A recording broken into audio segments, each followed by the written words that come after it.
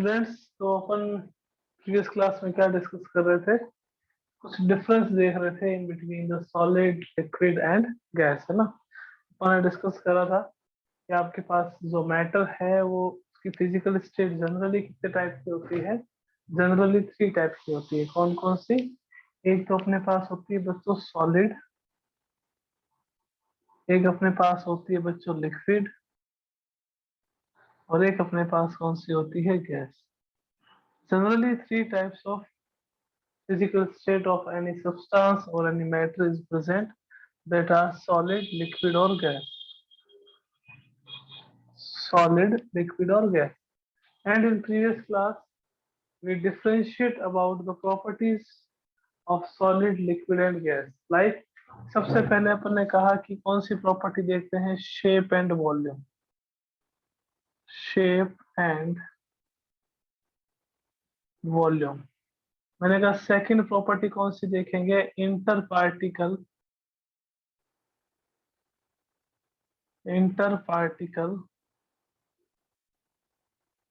Attraction force. Third property कौन सी देखी थी? Inter particle distance. Fourth property कौन सी देखी थी अपन ने? रिजिडिटी। फिफ्थ प्रॉपर्टी कौन सी देखी थी? फ्लूइडिटी।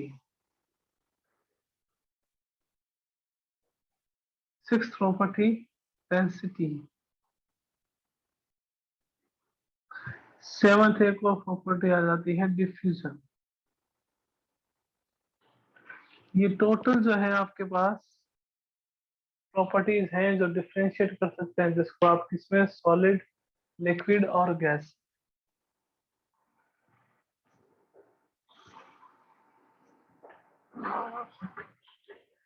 ये टोटल प्रॉपर्टीज हैं जिससे आप क्या कर सकते हो? सॉलिड, लिक्विड और गैस को डिफरेंशिएट कर सकते हो ना। एक टेबल की फॉर्म में ले रहे हैं इसको अपन। यहाँ पे क्या आ जाएगा? That properties.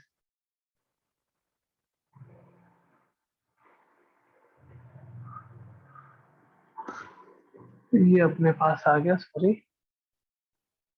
ये अपने पास आ गया सॉलिड, लिक्विड और गैस की कौन कौन सी प्रॉपर्टीज थी और कैसे अपन ने इसको डिफरेंशिएट करा था।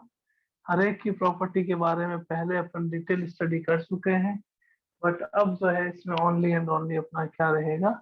इसको डिफरेंशिएट कैसे करते हैं। तो सबसे पहले अपने पास क्या आता है? शेप एंड वॉल्यूम का। कि शेप और वॉल्यूम की बात करें तो शेप और वॉल्यूम की अगर अपन बात करते हैं तो अपने को पता है कि जो सॉलिड स्टेट होती है उसमें बोथ, यानी कि both shape and volume, both are definite कह दीजिए, या इसको अपन क्या कह रहे थे कि दोनों ही फिक्स होती है, शेप और volume.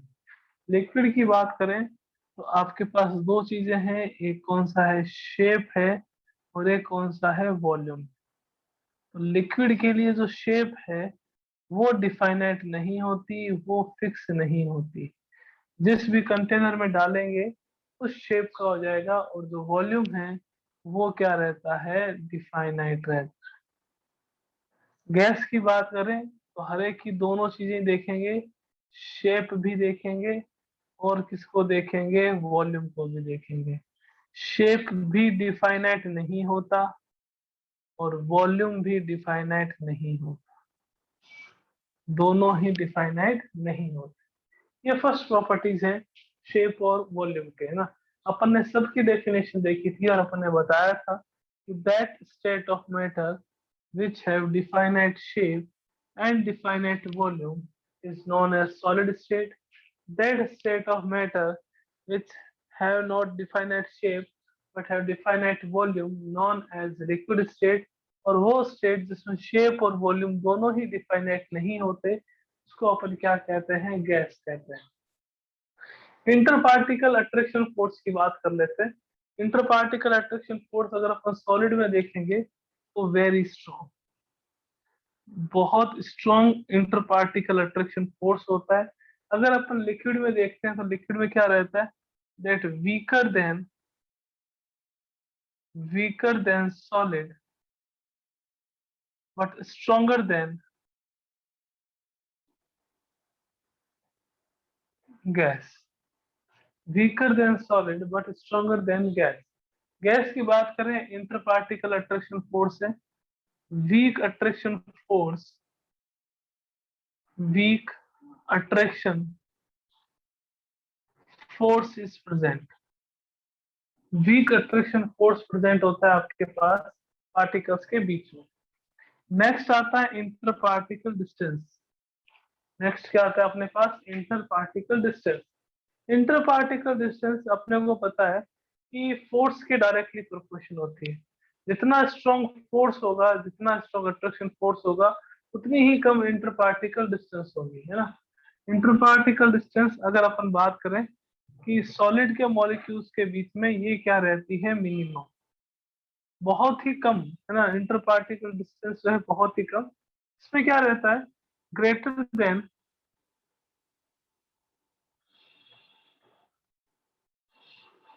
solid and lesser than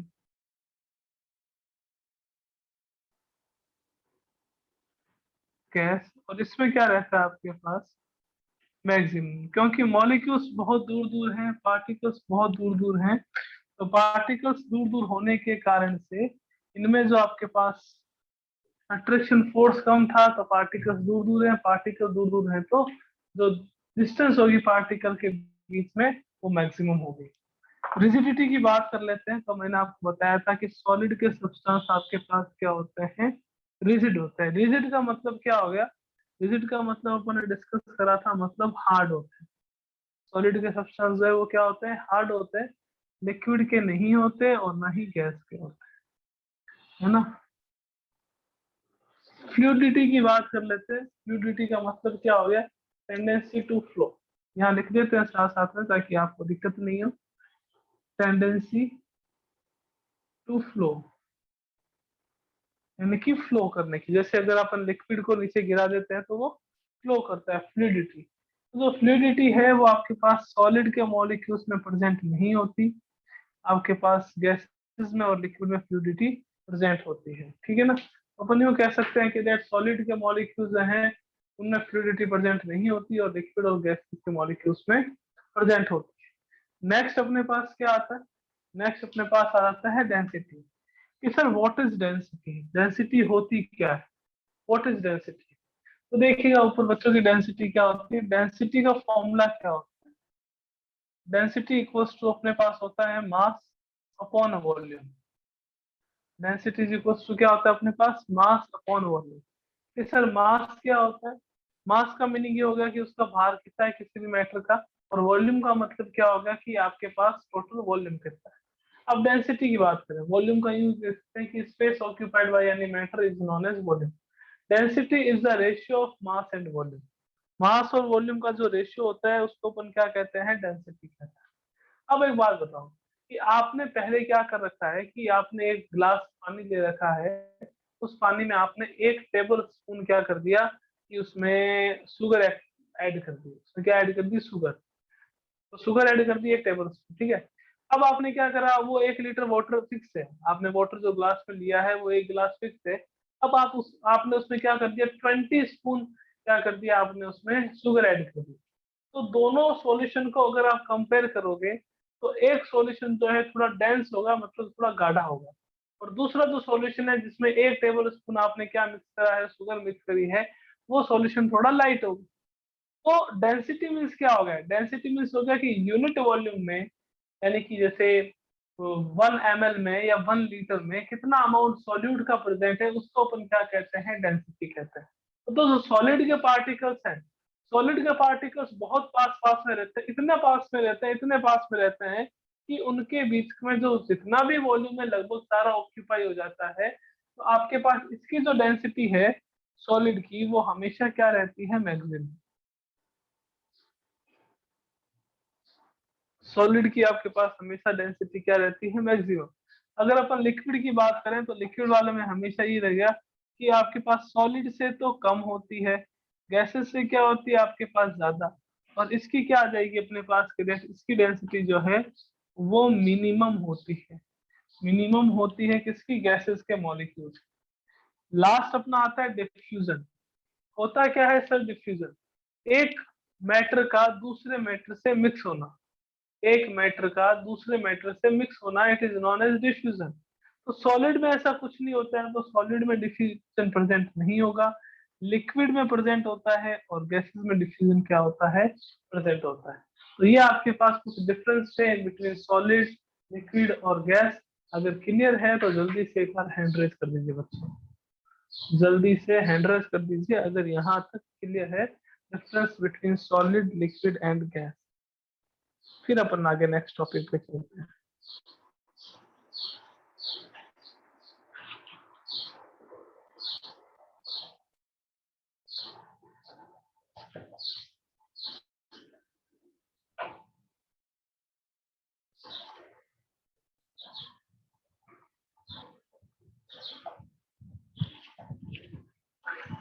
तो ये अपने पास सेवंथ है। डिफ्यूजन की अगर बात करें, डिफ्यूजन हमेशा ध्यान रखना कि आपके पास लिक्विड और गैस में अगर आप कंपेयर करते हो, तो लिक्विड और गैस में अगर अपन कंपेयर करेंगे तो क्या रहेगा कि लिक्विड का डिफ्यूजन कम होगा, गैसेस का डिफ्यूजन क्या होगा, ज्यादा। एक इंपॉर्टेंट प्रॉपर्टी अपन डिस्कस करना ही भूल गए, एक इंपॉर्टेंट प्रॉपर्टी अपने पास क्या थी, कंप्रेसिबिलिटी। इंपॉर्टेंट प्रॉपर्टी थी कौन सी थी, कंप्रेसिबिलिटी। यहाँ ऊपर लिख देते हैं अपन कंप्रेसिबिलिटी।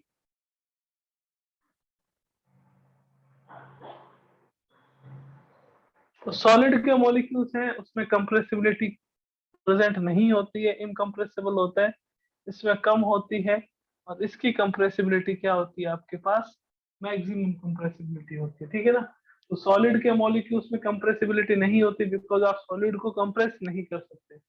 लिक्विड में कंप्रेसिबिलिटी कम होती है, गैसेस के मॉलिक्यूल्स में क्या रहती है, मैक्सिमम रहती है। तो these are the difference between solid, liquid and gas. अपन ने टोटल 8 प्रॉपर्टीज डिस्कस करी है। कौन कौन सी है अपने पास प्रॉपर्टी में, shape and volume, inter particle attraction force, inter particle distance, rigidity, fluidity, density, diffusion. ये सारी आपके पास इनकी क्या है प्रॉपर्टीज। ओके, अब चलते हैं आगे नेक्स्ट टॉपिक।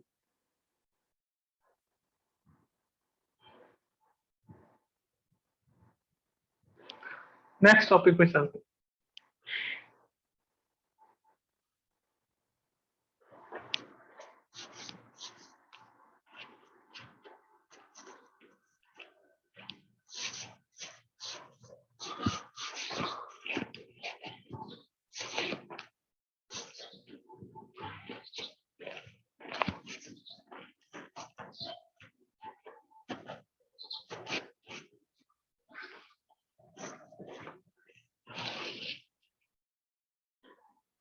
नेक्स्ट टॉपिक अपने पास आता है temperature.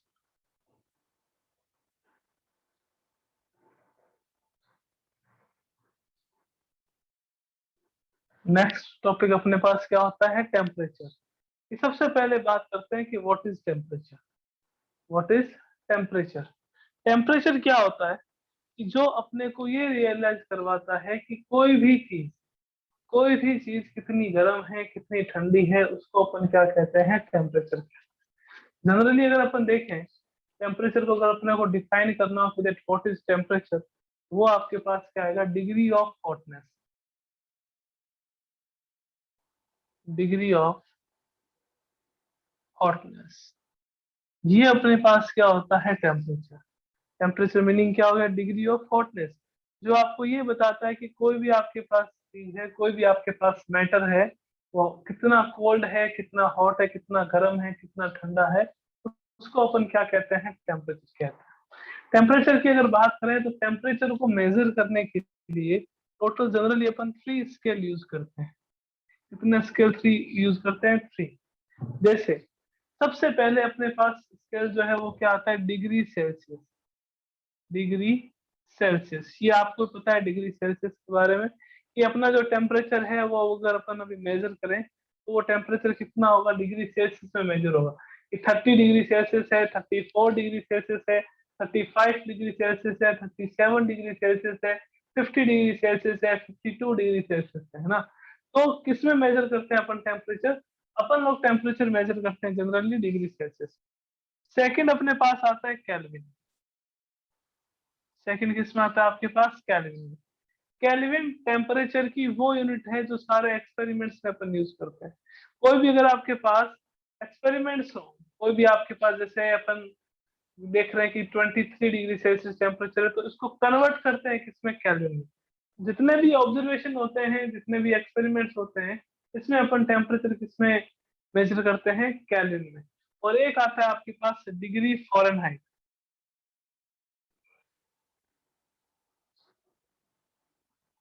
Fahrenheit, degree Fahrenheit. Temperature के जनरली 3 स्केल होते हैं। First is degree Celsius, second is Kelvin, third is Fahrenheit, है ना। तो सबसे पहले अगर मैं बात करूं कि डिग्री सेल्सियस वाला स्टार्ट कहाँ से होता है, डिग्री सेल्सियस वाला जो है वो 0 डिग्री सेल्सियस से स्टार्ट होता है। फॉर वाटर अगर बात करें तो मैक्सिमम कितने डिग्री का जाएगा? 100 डिग्री। केल्विन वाला जो है वो कहाँ स्टार्ट होता है? 273.15 से स्टार्ट होता है। फ़ारेनहाइट वाला जो है वो आपके पास 32 डिग्री फ़ारेनहाइट से स्टार्ट होता है, 212 डिग्री फ़ारेनहाइट तक। ठीक है ना। 32 से कितना होता है? 212 डिग्री फ़ारेनहाइट तक आपके पास, है ना। आपका जो बॉडी टेम्परेचर है, वो बॉडी टेम्परेचर अपन इसमें भी मेजर कर सकते हैं, फ़ारेनहाइट में, है ना। आपके पास जो थर्मामीटर्स आते हैं, थर्मामीटर में आपको पता हो कि कभी भी अगर अपन अपना बॉडी टेम्परेचर अगर आपको मेजर करना हो, तो वहां पे बॉडी टेम्परेचर अपन क्या मानते हैं? 98.6 डिग्री तक वो बॉडी टेम्परेचर क्या रहता है? नॉर्मल। अभी तो खूब देखा होगा, है ना, बिकॉज अपन अभी माहौल ही ऐसा चल रहा है कि अपने को अगर थोड़ा सा बुखार आ जाए तो अपन थर्मामीटर से मेजर करते हैं कि कितना बुखार है ना, कितना बुखार है, कितना आपको फीवर है। तो वो अपन जो थर्मामीटर में अगर अपन टेम्परेचर मेजर करते हैं, वो सारा का सारा कितना होता है? डिग्री फ़ारेनहाइट में। कि मान लीजिए कि आपके 98.6 डिग्री फ़ारेनहाइट है, मींस आप तो फीवर नहीं है, आप नॉर्मल। जैसे ही 98.6 से ऊपर जा रहा है, फ़ारेनहाइट में ऊपर जा रहा है, तो आप मतलब क्या होगा कि आपको फीवर आ रहा है ना। तो स्टार्ट 3 अपने पास टेम्परेचर की जनरली स्केल होते हैं। First is degree Celsius, second is Kelvin, third is degree Fahrenheit. अब देखिएगा कैसे इसको इंटर कन्वर्ट करते हैं। मतलब आपको टेम्परेचर गिवन होगा डिग्री सेल्सियस में, आपको इसको कन्वर्ट करना हो केल्विन में। आपको टेम्परेचर गिवन होगा केल्विन में, आपको इसको कन्वर्ट करना हो डिग्री सेल्सियस में। आपको टेम्परेचर गिवन होगा डिग्री सेल्सियस में, आपको उसको कन्वर्ट करना होगा फ़ारेनहाइट में। यानी कि इन सबको अपने को क्या करना है? इंटर कन्वर्ट करना है। डिग्री सेल्सियस को केल्विन में, केल्विन को डिग्री सेल्सियस, केल्विन को फ़ारेनहाइट में, फ़ारेनहाइट को वापस किसमें? केल्विन में। आइए देखते हैं कैसे करते हैं। अगर तीनों के रिप्रेजेंटेशन की बात है, डिग्री सेल्सियस को तो यू रिप्रेजेंट करते हैं, केल्विन को किससे रिप्रेजेंट करते हैं? के से, और फ़ारेनहाइट की बात करें तो उसको किससे रिप्रेजेंट करते हैं? Degree F. सबसे पहला पॉइंट देखते हैं अपन कि आपको क्या करना है, टेम्परेचर को डिग्री सेल्सियस से केल्विन में चेंज करना है। डिग्री सेल्सियस से किस में चेंज करना है? केल्विन में चेंज करना है। तो क्या करेंगे? तो देखिएगा कि kelvin is equals to 273.15 plus degree Celsius. Degree Celsius में जो भी टेम्परेचर गिवन हो, उसमें आप क्या ऐड करोगे? 273.15। ये जो 273.15 है बच्चों, 273.15, इसको अपन अप्रोक्सीमेटली इक्वल ले लेते हैं किसके? 273 के। तो केल्विन में जब आप टेम्परेचर के आपको कैलकुलेट करना हो, तो अपन क्या करेंगे? 273 प्लस डिग्री सेल्सियस में जो टेम्परेचर गिवन, डिग्री सेल्सियस में जो टेम्परेचर गिवन हो। तो केल्विन में अगर आपको टेम्परेचर फाइंड आउट करना है, अगर आपको कन्वर्ट करना है, टेम्परेचर आपको डिग्री सेल्सियस में गिवन है और आपको कन्वर्ट करना है केल्विन में, तो अपन क्या करेंगे कि केल्विन में कन्वर्ट करना है तो डिग्री सेल्सियस में जो टेम्परेचर गिवन है उसमें 273 क्या कर देंगे? ऐड कर देंगे। अब मान लीजिए कि आपको क्या करना कि टेम्परेचर तो केल्विन में गिवन हो, उसको कन्वर्ट करना है किसमें? Degree Celsius. टेम्परेचर गिवन किसमें हो? केल्विन में, उसको आपको किसमें कन्वर्ट करना है? डिग्री सेल्सियस में। तो कैसे करेंगे? तो देखो, ये इक्वेशन देखो, kelvin is equals to 273 plus degree Celsius. Kelvin is equals to 273 plus degree Celsius. आपको किसमें कैलकुलेट करना है? डिग्री सेल्सियस में। तो मैं साइड चेंज कर देता हूं, तो मेरे पास क्या आएगा? Degree Celsius equals to kelvin minus 273। Degree Celsius equals to kelvin minus 273। Kelvin में जो टेम्परेचर गिवन हो उसमें से आपको क्या करना है? 273 माइनस करना है। केल्विन में जो टेम्परेचर गिवन हो उसमें से क्या करना है? 273 को माइनस करना है। तो अपने पास टेम्परेचर किस में आ जाएगा? डिग्री सेल्सियस में। ओके, अब एक चीज हो, अब इस पे क्वेश्चंस करेंगे अपन। आपके पास जो टेम्परेचर है वो डिग्री सेल्सियस में गिवन है, उसको कन्वर्ट करना है डिग्री फ़ारेनहाइट। डिग्री सेल्सियस में गिवन है, उसको किस में कन्वर्ट करना है? डिग्री फ़ारेनहाइट में। तो क्या फॉर्मूला अप्लाई करेंगे? That degree Fahrenheit is equals to 9/5 degree Celsius plus क्या आ जाएगा आपके पास? 32। प्लस क्या आ जाएगा अपने पास? 32। That degree Celsius, degree Fahrenheit is equals to 9/5 degree Celsius plus 32। तो अपने पास टेम्परेचर के जो टोटल स्केल है वो कितने स्केल है? फर्स्ट है डिग्री सेल्सियस, सेकंड है केल्विन, थर्ड है डिग्री फ़ारेनहाइट। डिग्री सेल्सियस की अगर अपन बात करें जनरली तो वो 0 डिग्री से स्टार्ट होता है वाटर के लिए, और 100 डिग्री सेल्सियस पे क्या होता है? खत्म होता है। केल्विन की बात करें तो वो 273.5 से स्टार्ट होता है, और इस 273.5 को अपन अप्रोक्सीमेट 273 भी लिख सकते हैं। फ़ारेनहाइट की बात करें तो फ़ारेनहाइट कहाँ से स्टार्ट होता है? 32 डिग्री से, जो कहाँ पे खत्म होता है? 212 पे। फिर अपन ने बात करी कि अपने को क्या करना है? टेम्परेचर को कन्वर्ट करना है। कन्वर्ट का मीनिंग क्या हो गया? कि डिग्री सेल्सियस को केल्विन में कन्वर्ट करना है, केल्विन को डिग्री सेल्सियस में कन्वर्ट करना है, डिग्री सेल्सियस को फ़ारेनहाइट में कन्वर्ट करना है, फ़ारेनहाइट को वापस डिग्री सेल्सियस में कन्वर्ट करना है। तो उसके लिए अपन जो ये नीचे 3 फॉर्मूले गिवन है इस पे ही डिस्कस करेंगे। तो पहला फॉर्मूला क्या आ जाता है कि जब डिग्री सेल्सियस को केल्विन में कन्वर्ट करते हैं तो that kelvin is equals to 273 plus degree Celsius. Kelvin is equal to 273 plus degree Celsius. अब मान लीजिए कि टेम्परेचर आपको केल्विन में गिवन है, और केल्विन में गिवन है और आपको डिग्री सेल्सियस में फाइंड आउट करना है, तो फॉर्मूला कौन सा अप्लाई करेंगे? Degree Celsius is equal to kelvin minus 273। Degree Celsius is equal to kelvin minus 273। आपके पास टेम्परेचर जो है वो फ़ारेनहाइट में गिवन है और डिग्री सेल्सियस में गिवन है, और उसको फ़ारेनहाइट में कन्वर्ट करना है। तो फ़ारेनहाइट में कन्वर्ट करने के लिए क्या करेंगे? डिग्री से Fahrenheit is equal to 9/5 degree Celsius plus आपके पास क्या आ जाएगा? 32। इससे आप फ़ारेनहाइट में भी कन्वर्ट कर लोगे। तो सर कुछ एग्जांपल करें, आइए देखते हैं एग्जांपल देखें। देखो फॉर्मूला नहीं हटा रहा ताकि आपको कुछ देर और आपकी आंखों के सामने ये फॉर्मूले रहें, जिससे आपको लर्न हो सके। कईयों को हो गए होंगे, उम्मीद करता हूँ ऐसी।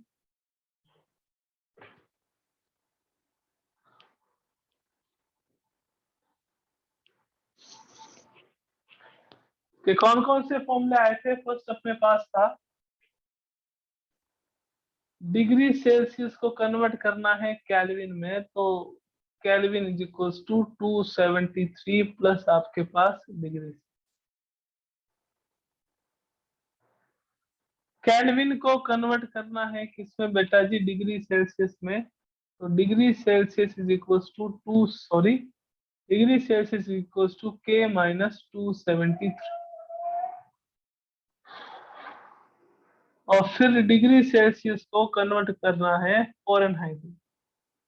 तो degree Fahrenheit is equals to 9/5 degree Celsius plus 32। ये अपने पास 3 फॉर्मूले हैं। इस फॉर्मूले से अपन टेम्परेचर के किसी भी यूनिट को चेंज कर सकते हैं। कि सर यूनिट ये क्या होती है? जैसे मैंने आपको कहा कि मास आप कैसे वे करोगे, कैसे वैल्यू बताओगे कि कितना मास? तो आप कहोगे कि सर हम तो बताएंगे किलोग्राम में या ग्राम में। ये कोई मैटर है वो 20 ग्राम है, या ये जो मैटर है वो 20 केजी है, या मेरा वेट जो है वो 80 केजी है, तो वो आप किस में बता रहे हो? या तो किलोग्राम में बता रहे हो या किस में बता रहे हो? ग्राम में बता रहे हो। तो किलोग्राम और ग्राम जो है वो मैटर की क्या होती है? यूनिट होती है जब सॉलिड स्टेट हो। अगर आपके पास जैसे लिक्विड आ गया तो अपन ने कह दिया कि ये 2 लीटर है, ये 3 लीटर है, ये 4 लीटर है। Litre is the unit of volume. Litre क्या हो गया आपके पास, वॉल्यूम की यूनिट हो गई। मास और किलोग्राम क्या हो गया आपके पास, टेम्परेचर की, सॉरी, मास और किलोग्राम जो है वो वेट की यूनिट हो गई है ना। किलोग्राम, ग्राम ये मास की कह सकते हैं या वेट की यूनिट कह सकते हैं। और जो टेम्परेचर है उसकी कितनी यूनिट होती है, पी। एक डिग्री सेल्सियस, एक केल्विन, और एक आपके पास फ़ारेनहाइट। डिग्री सेल्सियस, केल्विन और आपके पास कौन सी होती है, Fahrenheit. These are the units of, fundamental units of temperature. अब देखिए आपके पास जैसे क्वेश्चन आ गया कि 127 डिग्री सेल्सियस टेम्परेचर को किसमें कन्वर्ट करो, केल्विन में। 127 डिग्री सेल्सियस टेम्परेचर को आप किसमें कन्वर्ट करो, केल्विन में। तो देखो गिवन किसमें है, गिवन आपको है डिग्री सेल्सियस। गिवन किसमें है, डिग्री सेल्सियस में। पूछा किसमें है आपको, केल्विन में। तो कौन सा फॉर्मूला अप्लाई करेंगे, that kelvin is equals to 273 plus 127।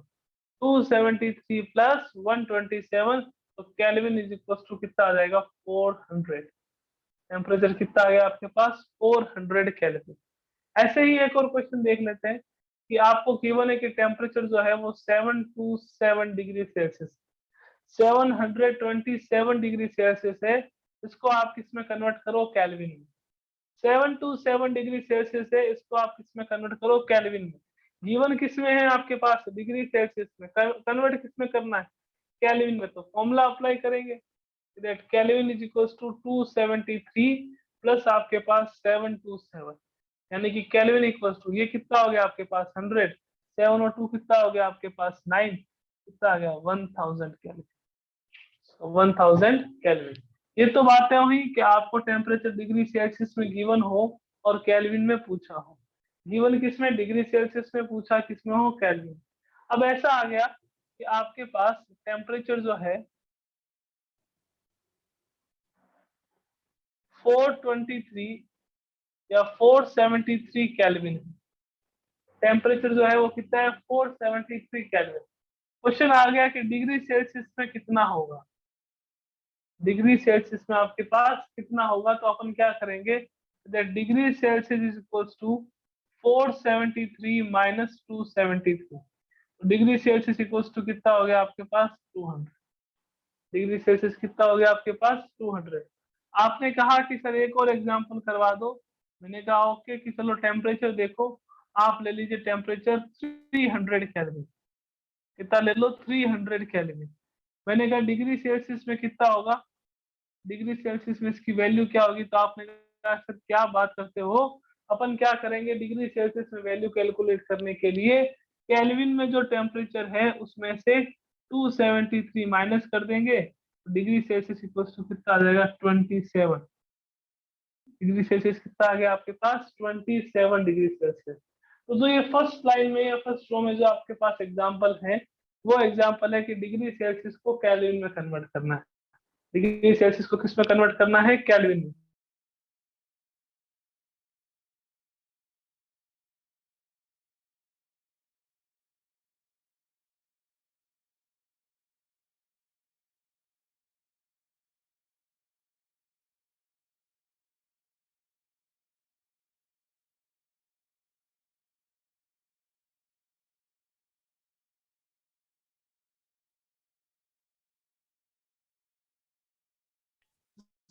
Convert करो डिग्री फ़ारेनहाइट।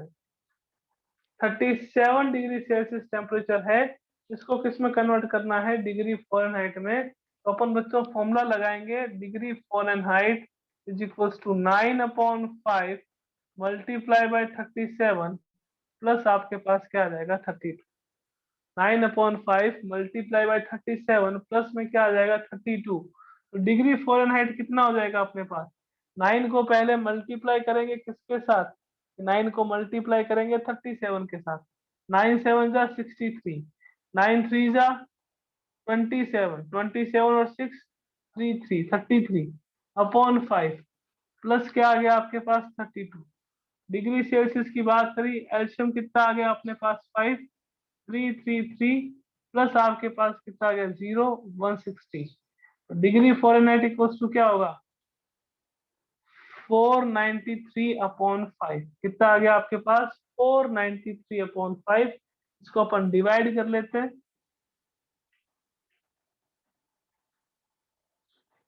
9 5 जा 45, 5 8 जा 40 और 5 6 जा 30। आपके पास टेम्परेचर कितना आ गया? 98.6 डिग्री फ़ारेनहाइट।